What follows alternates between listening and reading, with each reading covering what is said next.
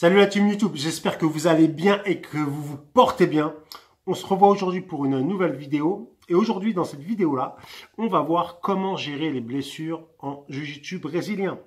Comment vous devez gérer vos entraînements.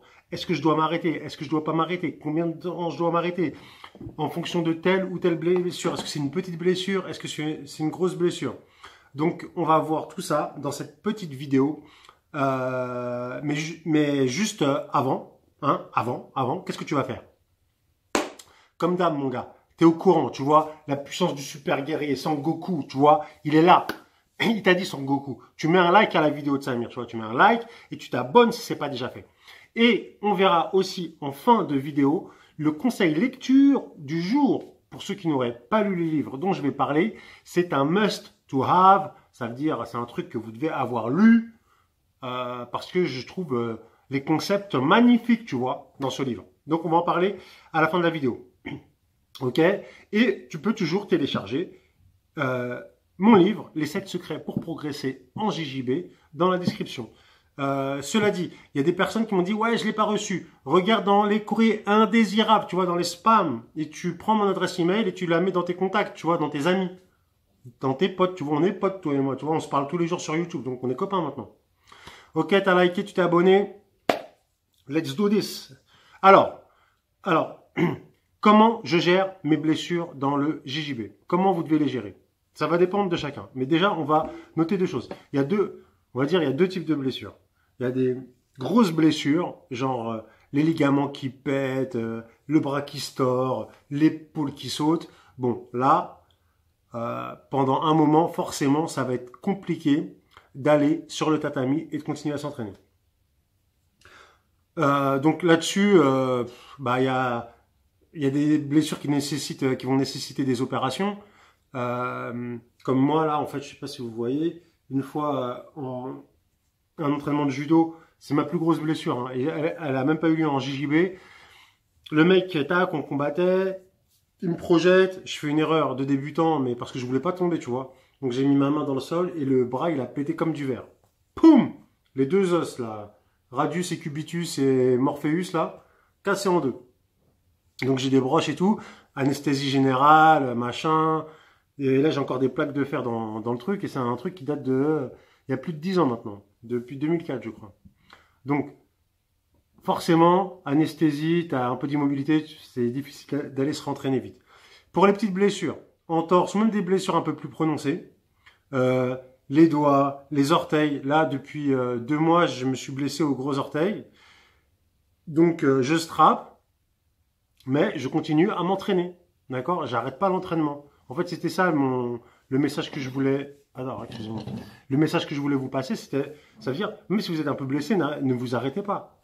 Si vous êtes un passionné, vous kiffez les JJB, vous continuez à vous entraîner. Mais vous vous entraînez intelligemment. Par exemple, il y a un de mes élèves, Kamel, il s'est blessé à l'épaule. Et je le voyais plus à l'entraînement. Il me dit, ouais, je suis blessé à l'épaule et j'attends que ça se remette. Je dis, ouais, mais si ça met un an à se remettre, on te revoit pas pendant un an?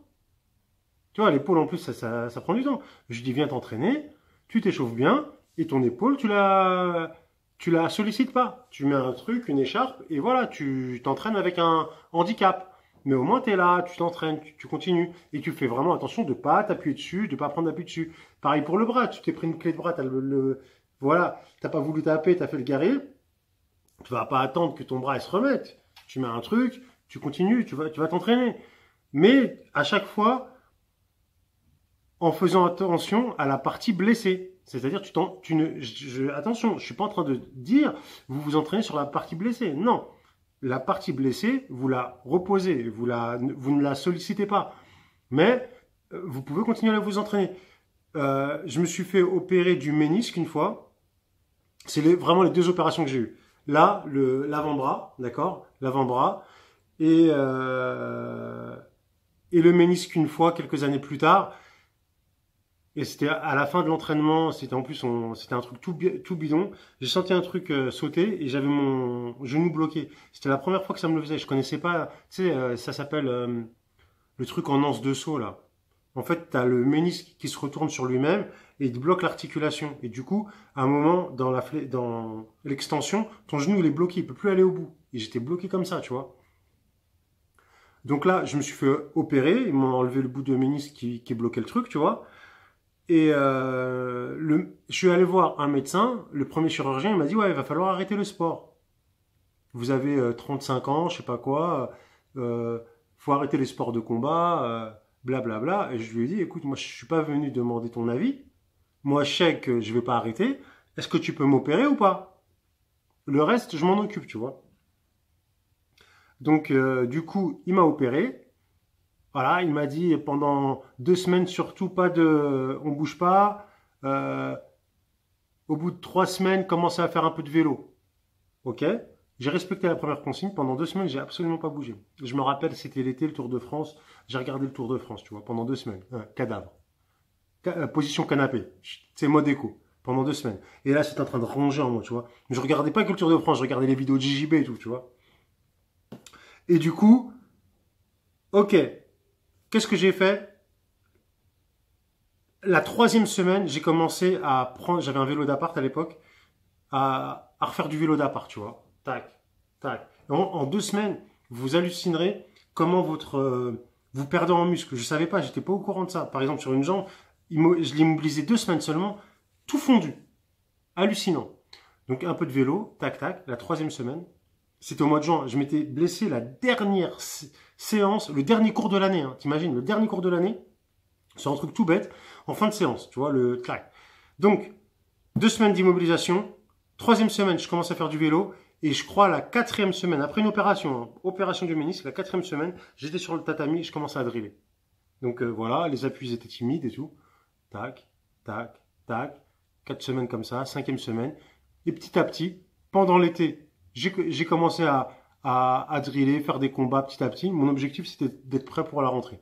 Mais je me suis pas arrêté, je me suis dit pas, tu vois. Donc, et là, pareil pour ma blessure à l'orteil, le truc c'est complètement déboîté. Tu vois, le mec il a fait un leg drag. Pour ceux qui savent pas leg drag, j'étais en train de jouer à la garde, le mec il a tiré. Mon gros orteil, il s'est coincé dans la veste du Kim. Crac! Waouh, truc de ouf. Ah, j'avais super mal et tout, tu vois. À 1 mois et demi de Lisbonne, à 1 mois et demi des championnats d'Europe. Et bon, après, je me suis déjà tordu l'orteil, tu vois. Donc, je fais, ok, c'est pas grave, je strappe et tout, et je recontinue. Et quand je continue à combattre, clac, le truc il se déboîte. Tu sais, j'entends un clac. Oh, truc de ouf. Bah écoute, bah j'ai restrappé, j'ai bien strappé, et pendant peut-être, ça fait 2 mois maintenant. Et ben, je jouais que la garde, que en dessous, et je prenais aucun appui euh, au-dessus. Je ne jouais pas en passage de garde. Et quelle incidence ça a eu sur moi? Bah c'est que bah, j'ai développé ma garde. J'ai retravaillé plein de choses sur ma garde et tout. J'essaie de trouver des leviers pour que lorsque je renverse, j'ai pas besoin de prendre appui sur ma jambe gauche, etc., etc. Donc voilà. L'idée, faites attention à vous.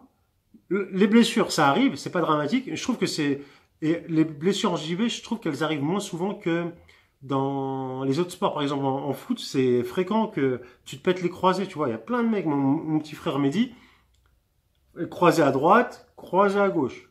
Et j'ai l'impression pas enfin, il confirmera, mais pas qu'une fois, tu vois. En JJB, c'est relativement rare. Si tu t'échauffes bien, tu fais bien ton truc, tu vas pas te blesser. Mais lorsque ça arrive, préserve la partie blessée, tu vois. Et puis tu vois, après, lorsque c'est des grosses opérations, des gros trucs et tout, bon, bah là, tu vois avec un médecin, tu vois avec un kiné et tout. Mais voilà. En général, tu retournes t'entraîner le plus rapidement possible, ça te remet dedans et tout. Voilà. Faut pas écouter, tu vois. Ou alors tu vas voir un médecin du sport qui est spécialiste, qui a l'habitude de traiter des athlètes. Mais si tu vas voir ton médecin de campagne, il va te dire ouais, t'arrêtes le sport et tout. T'as 40 ans, c'est fini, machin. Maison de retraite, déambulateur, machin. Le mec, tu vois, carte vermeille, t'es fini pour eux, tu vois. Donc ils sont pas dans la même matrice. Tu vois, eux, ils sont morts déjà, tu vois.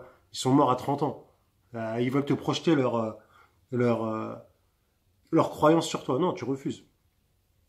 La puissance, mon gars, la puissance. Ok, donc, est-ce que tu t'es abonné à la vidéo, à la chaîne YouTube? Ok, like les mecs, bombardez les likes. Moi, ça me donne de la force, tu vois. Je vois des likes, ça me donne de la puissance. Et j'ai un challenge. Pendant 1 an, je bombarde une vidéo par jour. Moi, là, je bombarde. Là, la vidéo, je la fais, je la poste ce soir. Tac, je fais le montage, boum. Je la poste ce soir, la vidéo. Je suis à flux tendu. Donc, et moi, quand je vois des likes, ça me donne de la force. Je fais, ah ouais, les mecs, ils suivent et tout. Tac. Tu vois, c'est bien, ça donne de, tu vois, même si tu veux pas commenter, commente pas. Tu veux faire discret, le mec en secret, tu regardes la vidéo, mais tu veux pas qu'on le sache. Tu mets un like, on voit pas qui c'est qui met les likes sur YouTube, tu vois. Non mais disons. Ok, conseil vidéo, conseil lecture de la semaine. La semaine de 4 heures de Tim Ferriss. Vous vous rappelez à l'époque, il y avait un président ou un, je sais pas, un ministre, il avait dit en France, il bougeait comme ça. Tu sais, on dirait qu'il était malade. Travailler plus pour gagner plus. Travailler plus pour gagner plus. Tu sais, la banane du siècle. Tu vois, la banane, tu vois. La banane du siècle. Travailler plus pour gagner plus. Lui, il te dit, travaillez moins pour gagner plus. Travaillez moins pour gagner plus. La semaine de 4 heures. Ça coule sous le sens, c'est normal. On doit être, dans la vie, comme dans le Jiu-Jitsu, efficient. Efficient. L'efficience, c'est au-delà de l'efficacité. L'efficience, c'est être un feignant stratégique.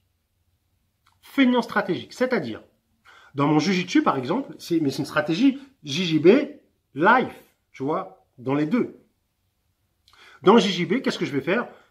Je vais trouver des techniques, je vais générer des techniques qui vont me demander un minimum d'énergie pour avoir un maximum de résultats. Par exemple, je prends une technique où je ne prends pas de risque, pas beaucoup d'énergie, je suis en dessous, je renverse et je suis en montée. 2 points, 4 points, pas beaucoup d'énergie, 6 points d'un coup. Boum. Ça, c'est être feignant stratégique. Minimum d'effort, maximum de résultats. Tu plies le game, tu vois, et tu t'économises. Et bien, Tim Ferriss, il te dit, dans la vie, c'est pareil. Tu vois, t'es pas obligé de croire au système, métro, boulot, dodo, et t'attends d'avoir 70 ans pour profiter de ta retraite. Il te donne plein de conseils pour profiter de ta vie maintenant. Il te donne comment dire, des marches à suivre, tu vois, il te propose des challenges pour te faire sortir de ta zone de confort. Voilà, La vie est trop courte pour être petite. Le gros mec dans la grosse voiture rouge décapotable. Voilà, devenez irréaliste. Attends, fais l'irréaliste.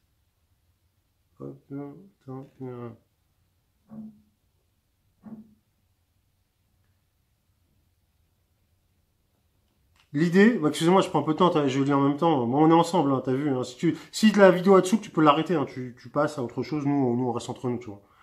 Tac, tac, tac. Tu peux stop la vidéo. Nous, on continue, tu vois. Il va y avoir des punchlines qui vont arriver. Voilà, l'argent n'est pas la seule solution. Art de vivre, mode d'emploi. Fini d'aller chercher mon fils à l'école à l'autre bout de la ville. Attends, je peux vous faire voir un truc. Orgueil et châtiment, quand on part c'est pour toujours, défi confort, défi confort, ok. Bon, en gros, le truc, c'est, tu vois, dans ta tête, dans ta cabosse, dans la tête, là, tu vois, des fois, tu penses à des trucs de ouf. Tu dis, ah, mais c'est pas possible. Et en fait, ça, c'est ton subconscient qui t'envoie un truc, il t'envoie un message, il dit, ah, et vu qu'on est entouré que par des gens qui sont constipés, tu vois, constipés du cerveau, et ben, tu dis, ah ouais, mais non, c'est trop. En fait, tente des trucs de ouf, mec. Tente des trucs de ouf. D'ailleurs, tiens. Challenge, mec. Challenge. Heureusement que tu es resté sur la vidéo. Tu vois, ceux qui ont mis stop, là, ils ont perdu du lourd, là. Bam! Challenge. Tu sais quoi? Je te défie. Tu notes en commentaire un défi de ouf que tu vas te lancer. Tu me mets en commentaire. Tiens, je vais faire un truc de ouf. C'est ton challenge, mec. Et tu dis, ouais, tiens, JJB ou pas? Tiens, je décide de faire un marathon, monter l'Everest, tour du monde. Je quitte mon job. Je quitte ma femme. Toi, tu fais un truc de ouf, tu vois, un truc de psychopathe, tu vois.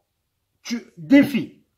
Moi, mon défi, le défi que je me suis lancé, c'était, je fais un truc de ouf, je mets une vidéo par jour sur YouTube pendant 1 an. Ça, c'était mon défi, tu vois. Fais un défi, tu me mets en commentaire c'est quoi ton défi. Ok? Et ouais, on fait partie de la même team. On est une team de déclingos, nous. Ok? Donc, merci pour avoir liké la vidéo. Merci de t'être abonné. N'oublie pas, 7 secrets pour progresser en JJB. Ça va donner de la puissance de bombe atomique. Les Martiens, les ovnis, les Saturniens, ils nous l'envient tous. Donc voilà, n'oublie pas si tu veux la semaine de 4 heures, c'est vraiment des concepts vraiment très très puissants. Je te remercie, à bientôt. Os.